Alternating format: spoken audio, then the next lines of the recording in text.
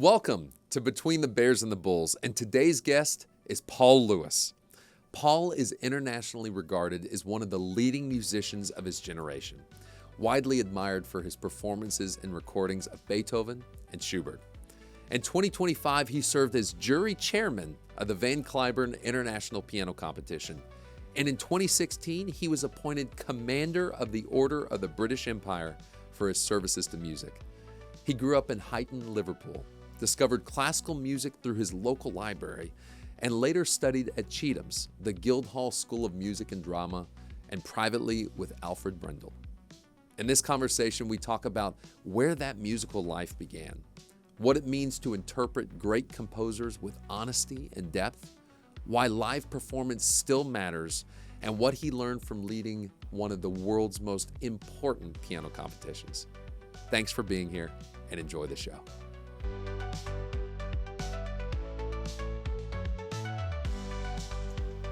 Paul, welcome to Between the Bears and the Bulls. We're so excited to get to host you today. You made it all the way from England just for this podcast. Is that right? That's right. Yeah.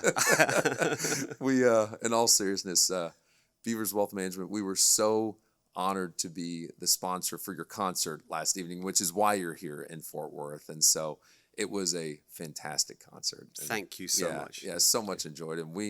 So we had the opportunity to have dinner in 2025 last year for the Cliburn Piano Competition, which you were the chair for. And I've just got to tell you, I was so impressed not only by your accomplishments, which are many, but your humility, and then also the care at which you had for each of the competitors. That blew me away because it was really genuine.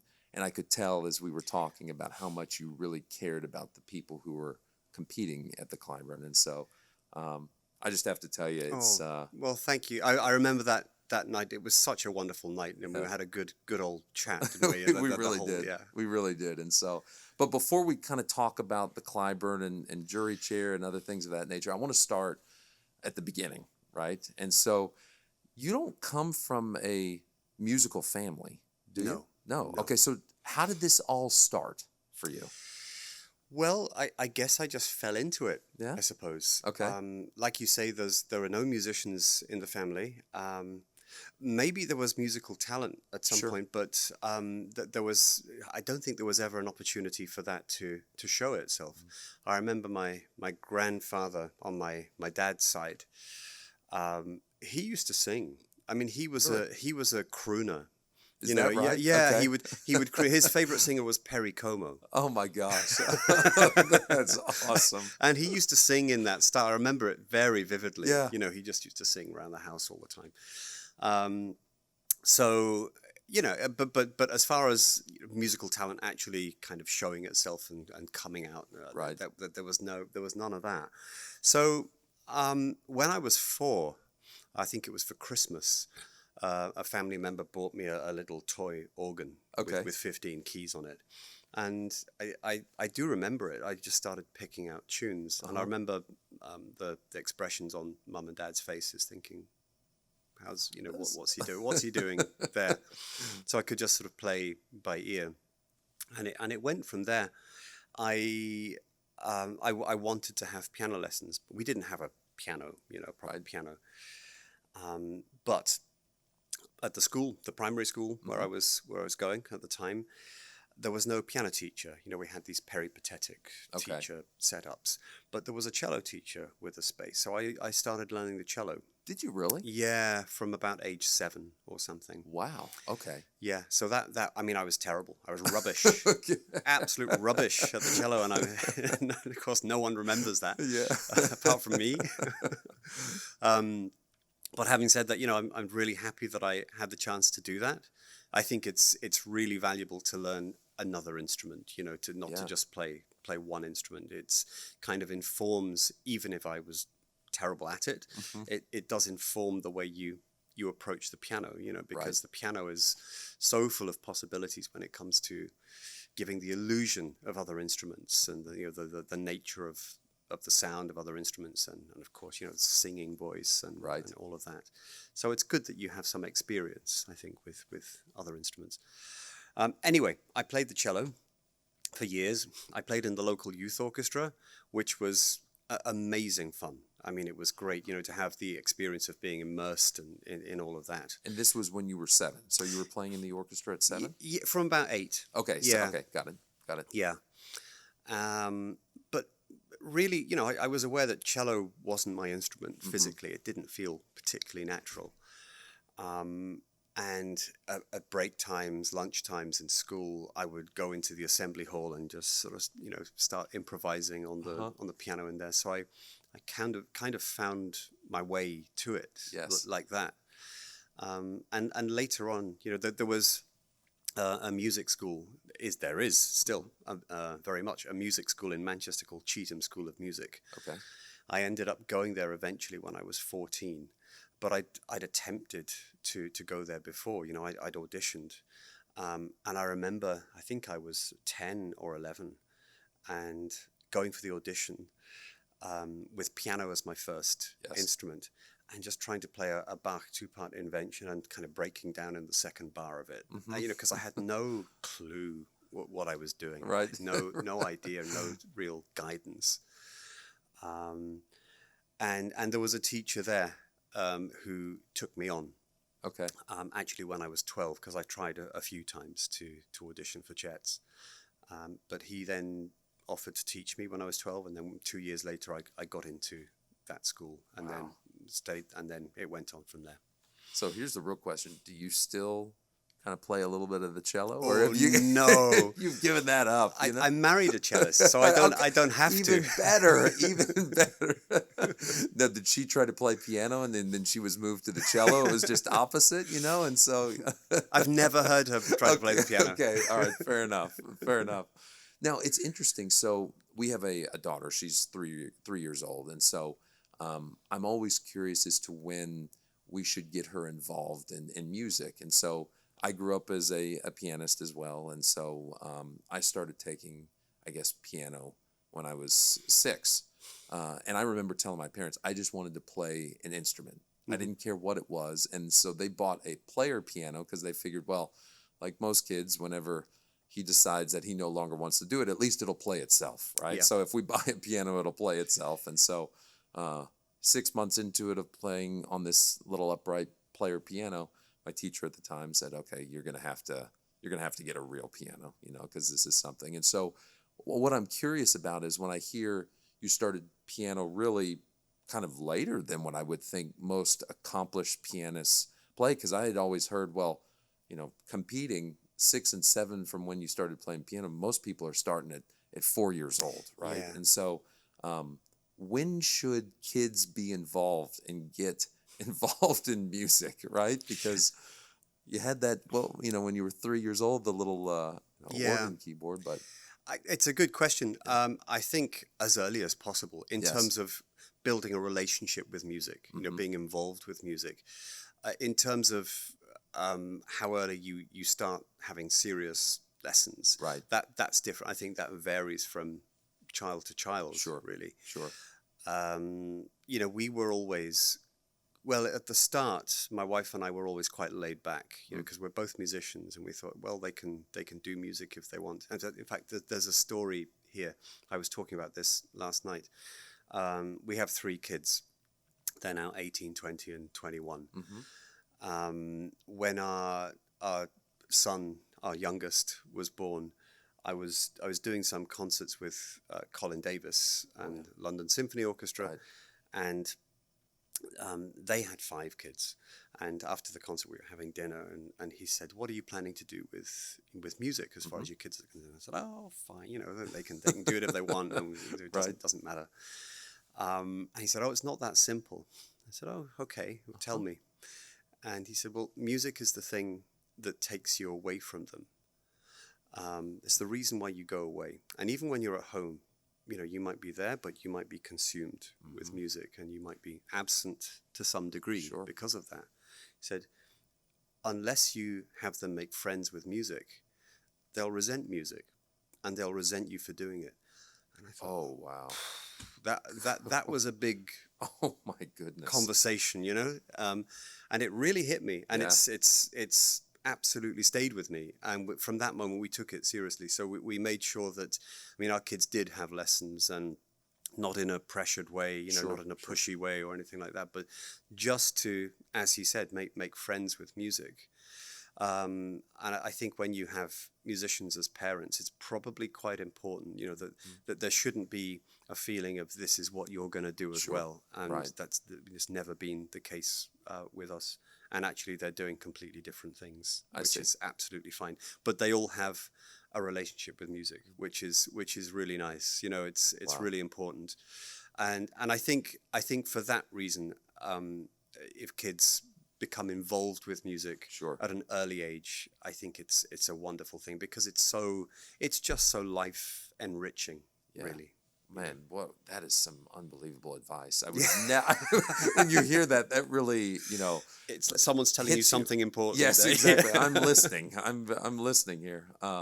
So tell me, was there a moment where, as a child, you walked into a concert hall and you were obviously drawn to the piano, or you were drawn to music, obviously, but was there a moment that sticks in your mind where you walked into a concert hall and you said, "Oh, this is what music is supposed to feel like," right? Rather than just listening to music, I know that I want to pursue a life of music, right? Because that's two very different things. You can enjoy music, but you chose to pursue it as a life, right? And so was that as a kid that happened? When did that happen? I don't remember making a decision. Okay. In fact, I never made a decision. I'm still waiting to make a decision. I love that. I'm still sort of waiting to see how this goes. Right. I think it's going very well.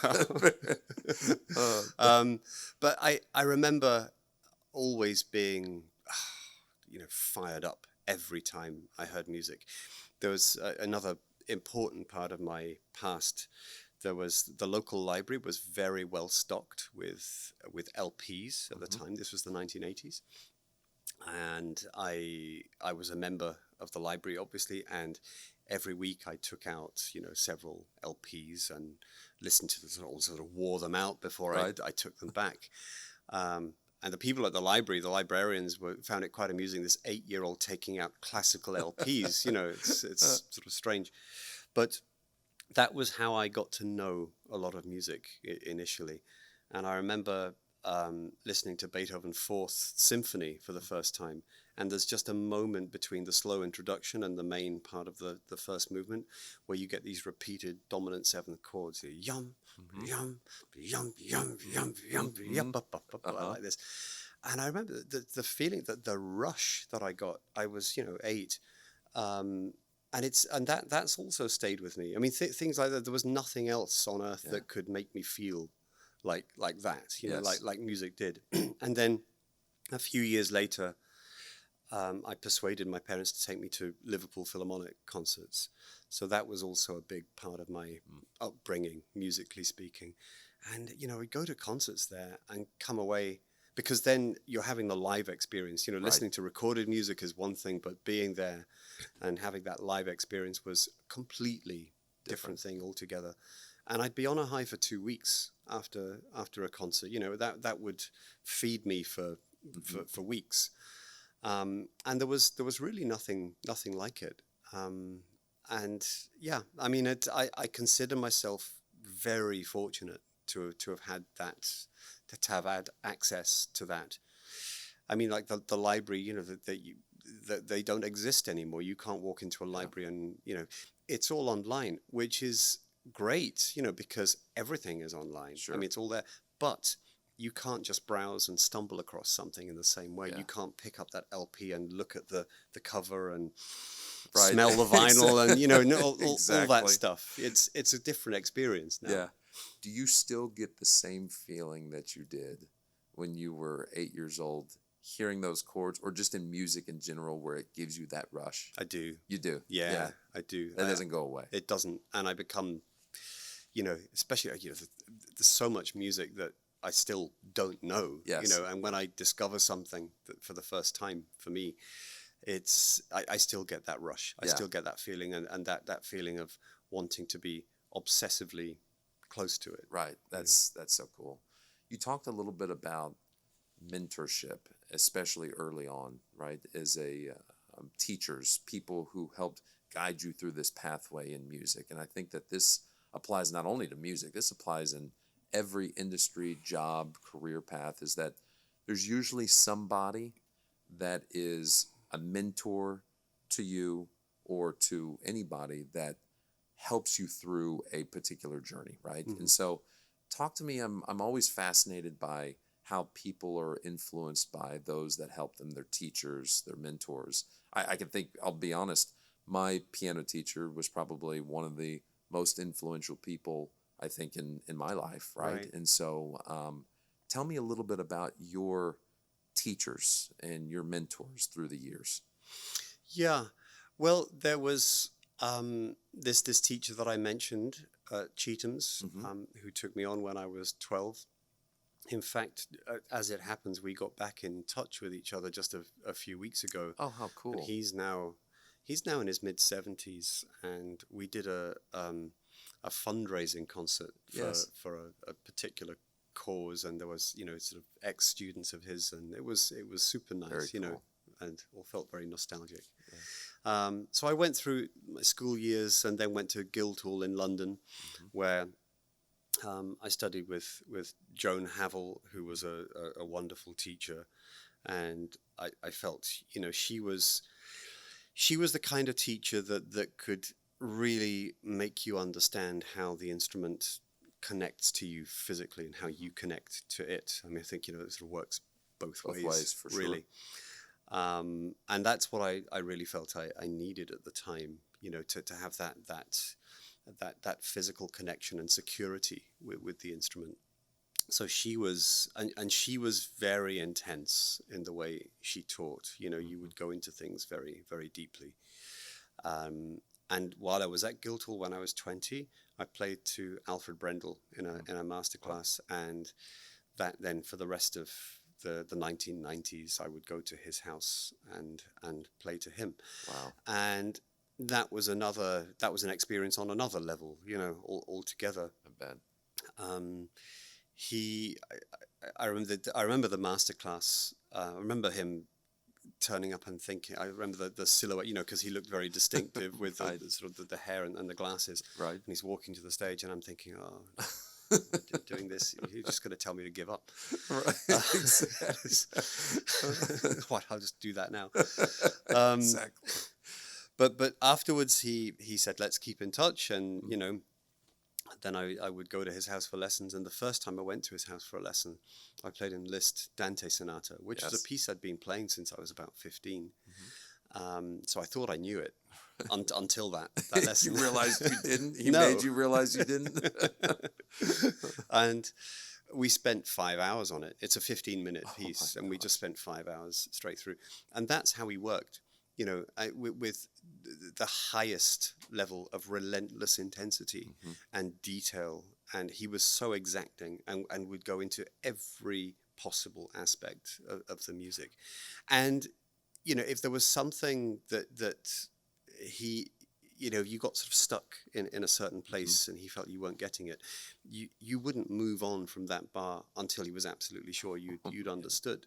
And it was, you kind of, you think, okay, I know how I have to react quickly to this. Right. So, but I loved it. I just loved working like that, with that kind of intensity. And he really changed. I mean, he transformed the way I think about music and even feel music to a large extent. It really was nothing short of transformative. And last year after the competition, he died a week after the competition. Last year. He was 94, and he'd been ill for quite some time. But he was 94. It was not unexpected. Sure. And I just remember my manager, who was his manager also, called me at lunchtime that day and said that he died early in the morning, and I just cried till 5 in the afternoon. Nothing prepared me for it, even though it was totally expected. Sure. And I thought, why am I reacting like this? And it's because, when you're a musician, that musical core is so much of what you are. It's so central to who you are. And he was never the type of person, he never talked about my personal life. He wasn't, I mean, it was all about the music and only about the music. Sure. But that is such a central part of your core. It kind of, it sort of permeates everything. It reaches into every part of who you are. And I think that's why it hit me so hard. Absolutely. And again, I consider myself the most fortunate person on the planet to have had that relationship with him and that connection with him, because it just made such a difference to my life and opening doors to different ways of thinking and feeling and experiencing. And That's amazing. When you play now, obviously he had such an impact in your playing, right? And so when you play now, do you notice things, because obviously you don't have the opportunity to connect with him and talk through these different passages of the music now, but do you almost hear him kind of talking to you as you go through the music, and do you analyze it still, with that in mind? I imagine, right? Because I think about some of the things that, I did with my teacher, and I imagine it's very much the same way. Right? It is. He's there all the time. Yeah. I mean, he's kind of guiding. A month after he died, I was at his house, and I spent an hour in the studio where his piano, he had 2 pianos there, where I would have lessons all those years. And I just sort of played for an hour or so. I thought, God, he's everywhere. I could feel him, just his presence. Turned out, I didn't know that at the time, but later on, I found out that his ashes were right under the piano. No way. Oh my goodness. So he was he there. Really was. Yeah, he was physically in the room. Oh my gosh. Oh my goodness. Oh man. So your intuition was correct. Yeah. But oh man. But he's just sort of everywhere. We did a big memorial concert for him at the Barbican in London in January, and I played Beethoven Third Concerto. I played 4 hands Schubert duet with Till Fellner, who you remember was because Till was also a student of him. And that was beautiful to do that together. But then I played Beethoven Third Concerto with Simon Rattle conducting. Oh my gosh. Who was, who'd worked. I mean, he was, one of the conductors who's most identified with Alfred over the years. Right. And after we played, and there's the applause, and we were walking off stage, and I said to him, I can hear him giving me notes now. And Simon said, yeah, me too. Exactly. That's so awesome. I will tell you, so I lived in South Texas, so I grew up in Corpus Christi. It was on the coast here in Texas. And so my teacher was Polish. And her extent of what she would do in terms of, it was very hot down in Corpus. And so she had a window unit that was in her studio where I would go. And she would only turn on the window air conditioner unit if she felt like you played well, or if you if you had practiced enough. And so I always knew if I had played well, because she could sit there and it'd be 90 degrees and she'd have no problem. But as you're at the piano, you're giving everything. You're getting hot. You're working out. And there are times. And so I would know if she would turn on the air conditioner unit, then I knew I had done a good job. Okay. And if I didn't get the AC, so I think about that now. When I want to punish myself and I know that I've not done a good job, we can't turn on the AC. Right. Okay, that's exactly. That's hardwired itself. Yeah, that's hardwired. It's all these things we remember. So you get the notes, and I start thinking about, okay, can I turn on the air conditioner? So if you hadn't done enough practice, I'm going to make you sweat. Absolutely. Yeah, you're going to pay for it. You're going to pay for it. So, and I appreciate that mindset even today. And it really is. I joke around about it, but I mean, that has definitely shaped me, because that was at a young age, but that's shaped me and the way that I do things now, right? I mean, and I think that it's that kind of hardwire at the an early age that can change the way you look at many things or challenges as you go through life, right? Yeah. And so, to your point, I appreciated the fact that I had somebody that was so hard on me like that and Yeah. was going through and would tell you exactly the truth, you Yeah. know, because not many people will, you Yeah. know, and it's harder to find people as you get more and more accomplished, I imagine, that will actually tell you the truth versus the things that you want to hear, Yeah. right? And so, And you have to be able to hear it. I mean, right, you have to be able to hear it in a constructive way and absolutely, know how to push yourself, in which ways to push yourself. exactly, Yeah. and want that coaching. I'm always curious, just from a musician standpoint. You have a piece of music, right? You take a piece of music, you've learned a piece of music, maybe something like you had said, you'd known it for 15 years, you'd played it for a long time, right? The Liszt piece that you brought. You put it down for a while, you think you mastered it, and you come back years and years later. Does the music change based upon experiences that you had during that time that you weren't necessarily studying it?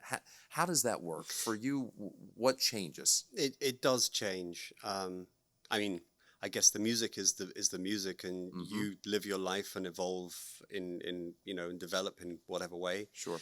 And when you come back to something, especially something that you think you know well, that Sure. you spent a lot of time with, it's fascinating how you start to see things that you didn't, or at the very least you see the elements in a different balance. Some things become more important over time, Sure, compared to others, and I think that's how a performance, how an interpretation evolves.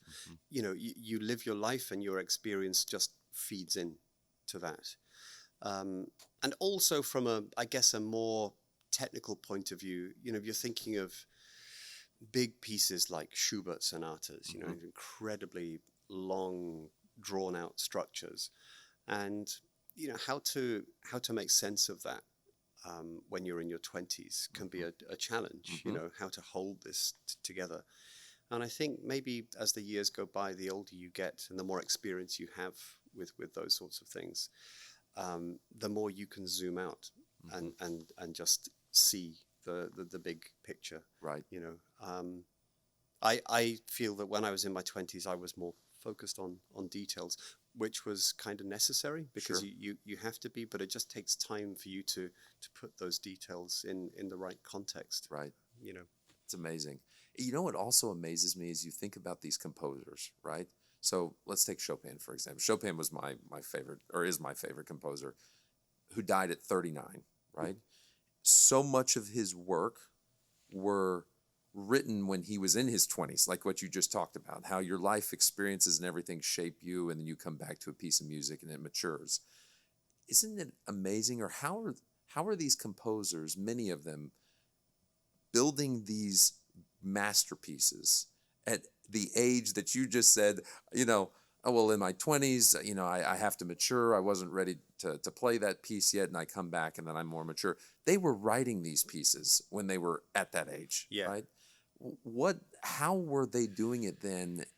Because that's just mind-blowing to me, right? It is, yeah. I wish I had an answer Right? for that.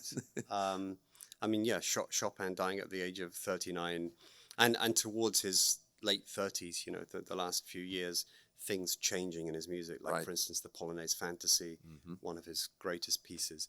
It becomes so much more complex in its structure and more abstract, and how to get that across while retaining the sense of the whole thing. Right. These things become more and more difficult, and he was still in his 30s. How is he actually creating that? I also think about how does a composer create their own musical language. Each composer we think of has their own unique musical language. Schubert, you think of composers who were writing around the same time. Schubert doesn't sound like Beethoven. You can tell immediately the difference in the language, and they're creating this language from the same 12 tones, so same 12 semitones as everyone else. That's always something that's fascinated me, and I don't really have an answer to that either. I mean, that's when you put it that way, and I don't know if I've ever heard anybody talk about it in that way, but these composers have created different languages with the same 12 tones. Yeah, That's it's kind of unbelievable when you say it like that. 12. It's not like a vocabulary of, that Right. you have in English or French or German. Yes. It's, It's incredible, right? Yeah. Would you say that, I mean, you think about composers, I've always felt this way, and you think about those people who, the Beethovens, the Chopins, the Liszts, the Schuberts, I mean, that's happened hundreds of years ago, right?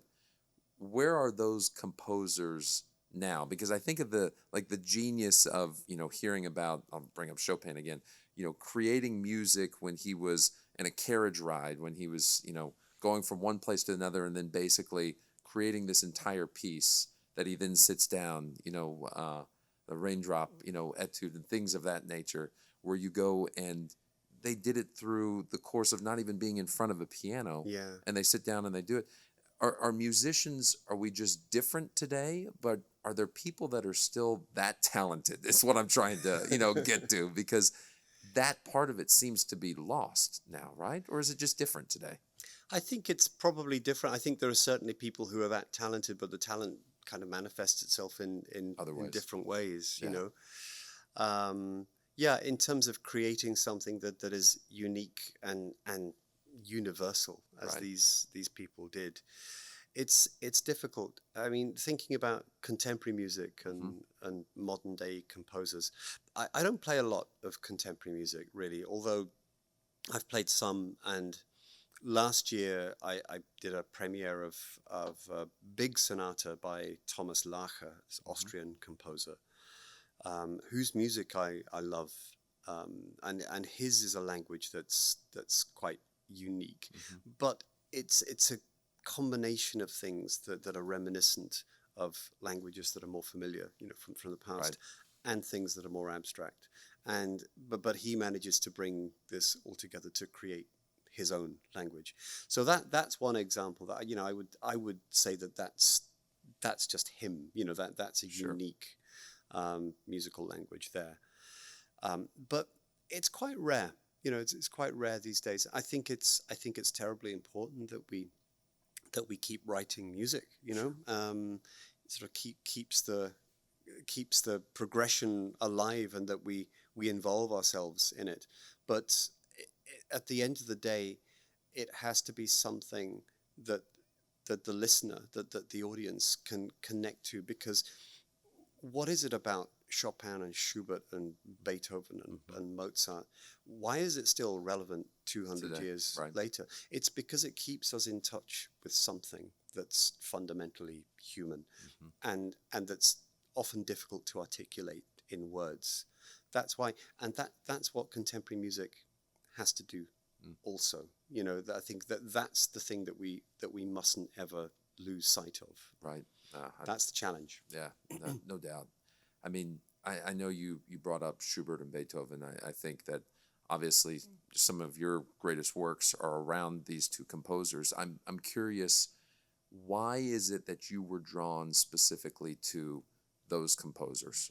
And obviously you have many composers that you play, enjoy, but it seems like those two in particular are areas that you have found a connection with. And so what is it about those composers that connected you? What about their language? Yeah, it's really hard to answer that Yeah. question. It's to a large extent, it's just something that's so internal. It's a gut feeling.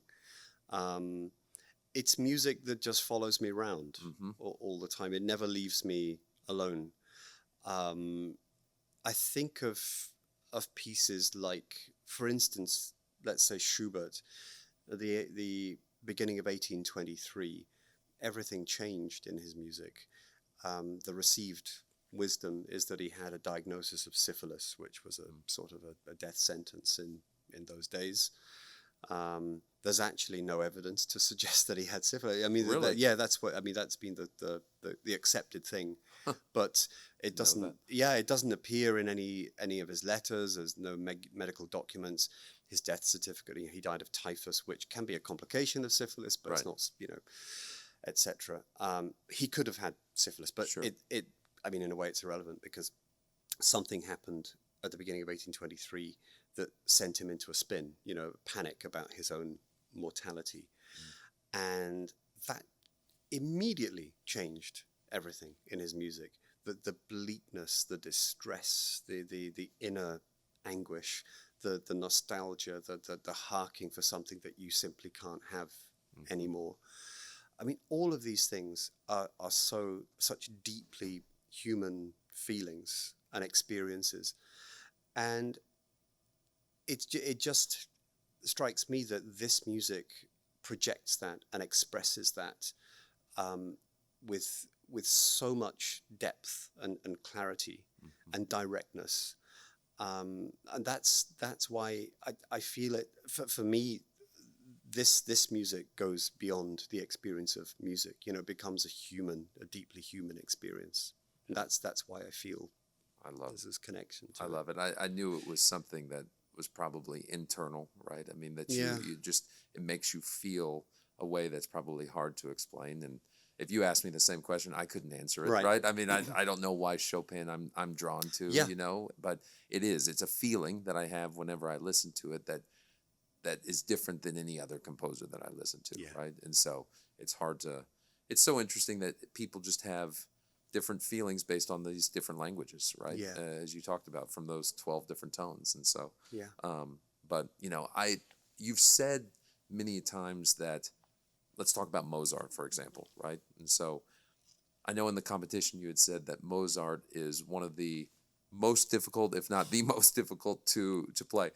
So talk to me about why that is the case. Why Mozart is so insanely difficult in a competition setting to play. Mozart doesn't give you any place to hide. Okay, gotcha. You see it all. Yeah, you see it all. I mean, in any respect, that you could listen to Mozart and think, well, isn't Rachmaninoff more difficult to play because there are 10 times more notes? Right. No, it's, I mean, you know, this pianistic stuff.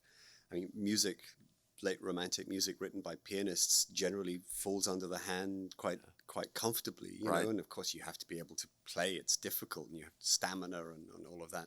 But with Mozart, it's not a pianistic thing, you know. It's not about whether it's sort of whether the notes are technically difficult. It's the fact that each note is equally important. Each note has its color, its character, its precise, almost a kind of physiological timing to it. And, you know, you're dealing in such micro elements with Mozart. And that there are also, I guess, sort of stereotypical ways of thinking of Mozart, that it's, you know, that it's sort of light and it's pretty, and it's not at all. You know, it's and you have to find this balance between substance in the sound, and also this kind of fluidity and a certain, you know, a certain kind of lightness within it, but not an insubstantial, not a superficial lightness. Right. But it's the fact that every single note is exposed, and you're exposed with it. And I found that, I mean, thinking of the competition, because I know we talked about that, the Mozart concerto round was the most exposed round of all, for all the virtuoso, impressive things that were played in the competition. The Mozart concertos, they strip you bare. And you can you're not hiding. You're not hiding. That you see directly what is in that musician right there. Do you enjoy playing Mozart as a result of that, or because it is so exposed, right? You're exposed.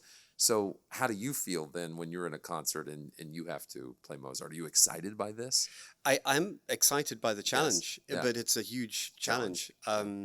But I you know, I've decided the next, I'm in the beginning of a 2-year project, 4 recital programs, each of which has 2 Mozart sonatas in.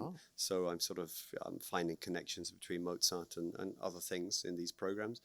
And also there's a recording project over the next years to record all the Mozart sonatas. So I'm a glutton for punishment. But it's the, you know, it's amongst the greatest music, and it's a challenge that I really wanted to take, you know, and relish. And what could be better than spending years with this music? Really, that's so awesome. So we talked a little bit about the competition, so I want to go back to that. You've said that as a a young adult, you didn't really enjoy competitions, No. right? Personally, right? And so how has that changed given that you've gone now to being the jury chair of arguably, the most premier competition, piano competition in the world, right? And so why did you not enjoy the competition side of things as a performer? And do you enjoy it maybe differently now being on the jury side of things? There are things about it that I enjoy, although Sure. enjoy might not kind of cover the whole the whole thing. Right. I never enjoyed doing competitions because this is back in the 90s. Yes.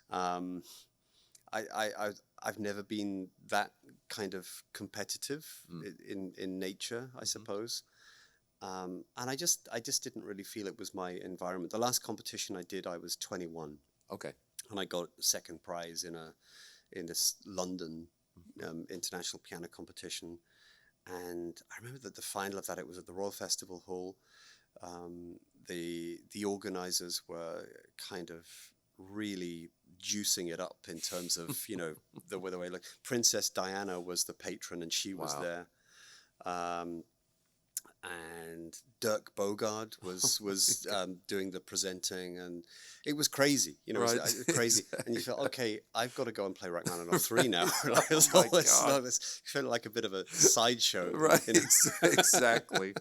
Oh my gosh. And I just thought after that, okay, I got a prize in the competition. I won't do any more. And then what happens. If I find a path to a career, it won't Right. be because of all of that. And I think that's important to bear in mind, that there are many different paths to careers. I then sort of years later, I got involved with the Leeds piano competition. Oh yes. And was involved in sort of modernizing it to Right. some degree.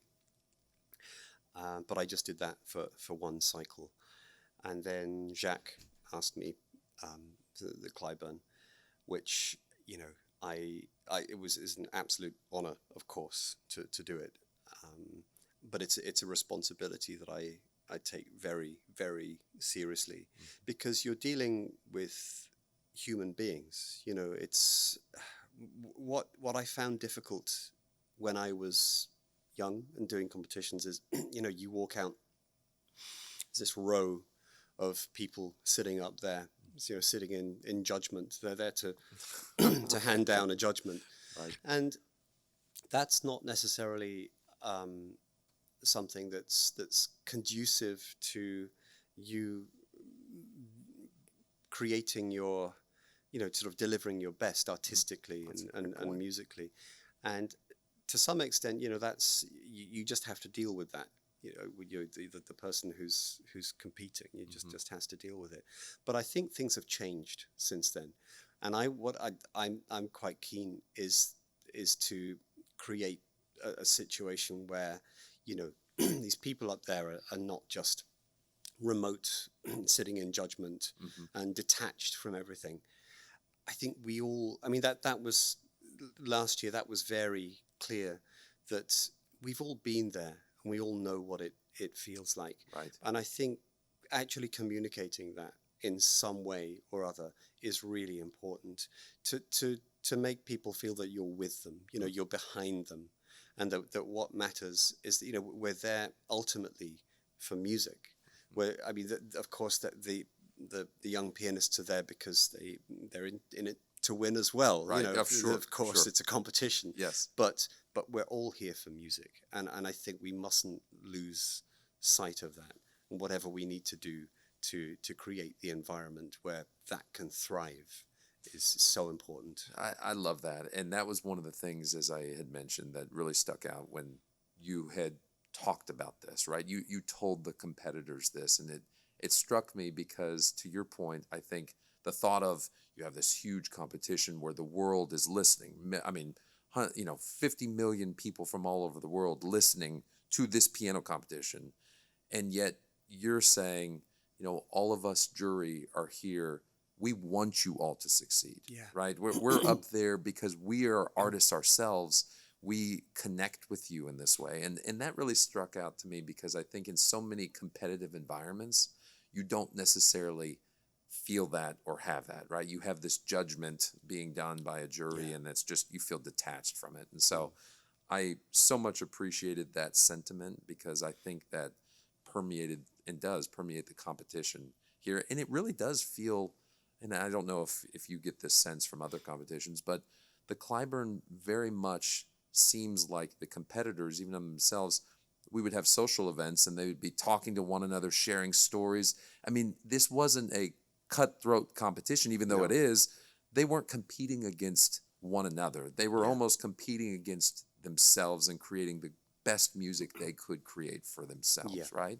Yeah. And so, yeah, I appreciate that sentiment so much, and you did such an amazing job, and it was an incredible competition. It was. It was staggering. I mean, some of the performances were just off the scale, staggering. Seriously. Amazing. Yeah. What was the hardest part of being the jury chair? Was it the listening? Because you had to do a lot of listening of music for a long time. Was it the judgment part? I mean, what was the most difficult part of being jury chair? I think there are different aspects to that. I remember the first 6 days we were listening 10 a.m. to 10 p.m. with a few breaks, and to keep your ears and mind fresh, you really have to. There's nothing else you can do in the day. You can't go and practice. I didn't practice myself for a week because I knew that I would have to devote my energy to that. So yeah, keeping fresh ears, keeping a kind of objective mindset can be a challenge, but actually that was fine. When we got to the final and the eventual voting for the medalists, even though at that point you've heard these people play a ton of repertoire, adding it all up together, and then getting these three people in what you think is the right order. Suddenly, you feel the weight of the responsibility for that. You think that this is the Cliburn, it's the biggest deal. We just have to get this right. We have to get it absolutely right to the best of our ability. And how you do that is an interesting question because we all make notes and we go back to notes and we might sort of keep. Some of us kept a kind of scoring system there's no scoring system, for the competition, just for your own reference, really, or something like that. But in the end, the numbers don't tell you. It's a gut thing. And you think, do I want to go to their concert? And that's what Jacques says, actually. The criteria is, do I want to go to that person's concert? And in the end, I guess that the people whose concert you want to go to most. Well, I don't envy any of y'all in your position because every one of those performers there in the finals, I would go to every one of their concerts. So it's hard to determine which ones you would want to go to first, right? And I can only imagine. I want to finish with talking a little bit about, obviously your unbelievable accomplishments. I mean, I just want you to know that it's truly an honor and a pleasure getting to sit here and talk to you. One of those being, tell me a little bit about the award that you received. So the Commander of the Order of the British Empire for your service to music. And so tell me, how did that make you feel? I mean, an accomplishment like this is extraordinary, right? And so do you look at that and say, okay, I finally, with an award like that, I was finally recognized in such a way to where I feel like I've climbed the mountain? Or is this just kind of the beginning? You get that and you're still striving to climb that mountain? Do you feel like you've gotten there is really the point? No. Okay. Okay. You're still climbing, right? Yeah. I mean, things like that. Of course, I don't expect anything like that. I mean, I never have. And it's always a huge surprise and an honor and kind of bewildering at the same time when you sort of awarded something like that. You think, oh, who was paying attention? So I was like, so yeah. I mean that was quite a big surprise. But there's nothing. I don't think there's anything that would make me feel that I'd got there, you know, because Yeah. in the end, it's you and the music, you know, Yeah. and that's what you're dealing with, and that never changes. That challenge is always there, and it never there's nothing that would make you feel okay. Well, I'm halfway up that mountain that I Right. started to climb, or at least you feel if you are halfway up, then you look up and the summit got another 50%, you know, Exactly. higher. So yeah, it doesn't make any difference to that. The challenges are always there, and you always have to engage with that and try to grow and Yeah. evolve through it. Right. But of course, yeah, I mean, these sorts of things, I still, yeah, I still find it hard to get my head around. Did I get that award? Right. Whatever, you know?